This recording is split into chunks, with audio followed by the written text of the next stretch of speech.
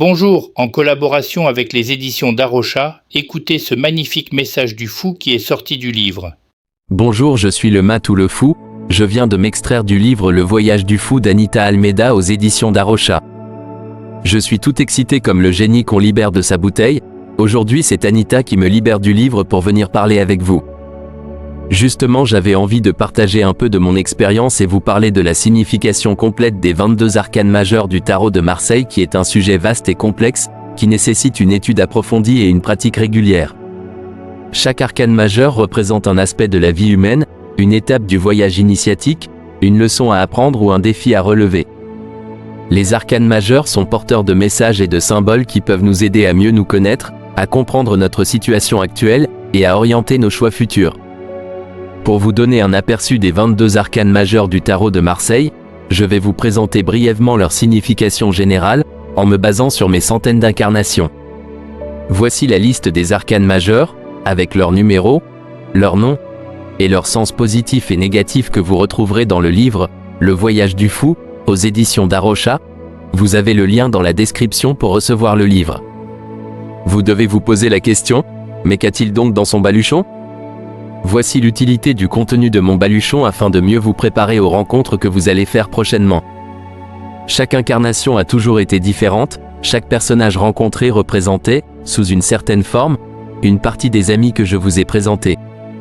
Chacun a deux facettes, positives et négatives, et c'est pour cette raison que je ne pouvais pas vous montrer le contenu de mon baluchon.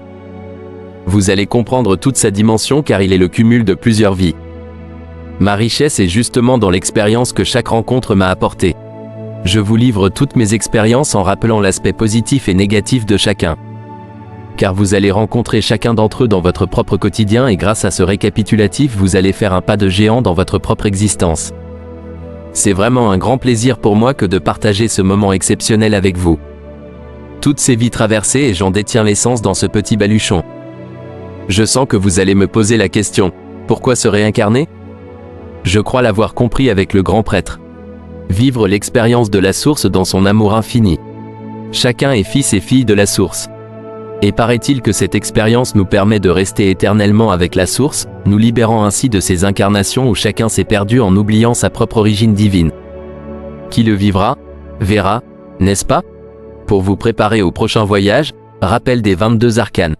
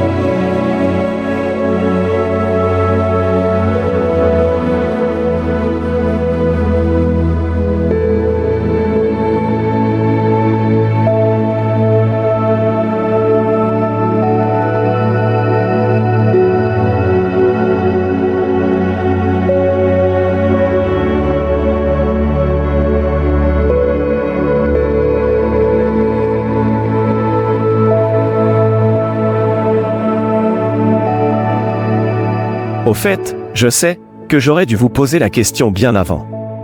Savez-vous pourquoi on m'appelle le fou? À votre avis? Justement. La vérité que je détiens dérange la majorité, car cette vérité est très difficile à entendre. C'est à propos du baluchon, la véritable mission est d'arriver au terme d'une vie avec le baluchon vide.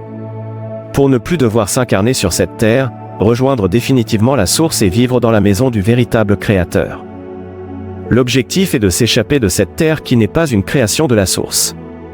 Nos esprits sont prisonniers de la matière depuis des milliers d'années. Car ce n'est pas la source qui a créé la terre et l'homme.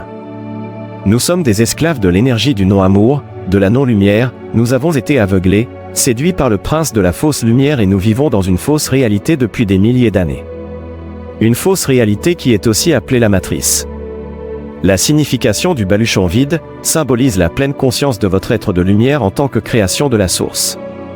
Votre seul objectif est de rester avec la source sans jamais revenir, ne pas se réincarner. Toute réincarnation veut dire que nous nous sommes éloignés de la lumière de la source. Sortir de la roue des incarnations, c'est le Graal suprême, et cela les geôliers de la matrice ne veulent surtout pas que vous en preniez conscience. Ils ont des outils extraordinaires pour empêcher votre éveil, votre pleine conscience de qui vous êtes réellement. Ils utilisent la fausse lumière, les mauvaises fréquences musicales, la peur qui est présente tout au long de votre vie, les poisons alimentaires et médicamenteux pour vous plonger dans l'ombre de la fausse réalité. Et surtout les mensonges et la manipulation. La matrice est un ensemble plusieurs princes de la fausse lumière qui œuvrent pour leur maître qui se dit porteur de lumière. Vous avez compris de qui il s'agit. Il ne faut pas prononcer son nom, cela lui donne de l'énergie provenant des êtres qui possèdent l'étincelle divine, c'est un nectar suprême pour lui que d'entendre son nom prononcé dans nos bouches, alors évitons de lui donner de notre essence de la source. Notre réveil est le seul objectif durant une vie, il suffit d'une seule vie pour basculer vers la source. S'éveiller est un rendez-vous avec soi-même, oui je dis bien avec soi-même car nous avons l'étincelle divine en nous depuis que nous avons quitté la source. Il suffit de nous lever en pleine conscience et la matrice meurt. Prendre conscience de notre être de lumière pour nous écarter de la fausse lumière. Maintenant j'ai une question à vous poser. Quand est-ce que vous le commencez votre propre voyage vers votre pleine conscience? Rejoignez notre école pour suivre les cours sur le Tarot de Marseille, aussi en numérologie et en astrologie. Vous trouverez le lien dans la description ci-dessous. N'oubliez pas le petit pouce bleu et abonnez-vous pour recevoir d'autres vidéos. Et pensez à partager cette vidéo avec vos amis. Merci et à très bientôt.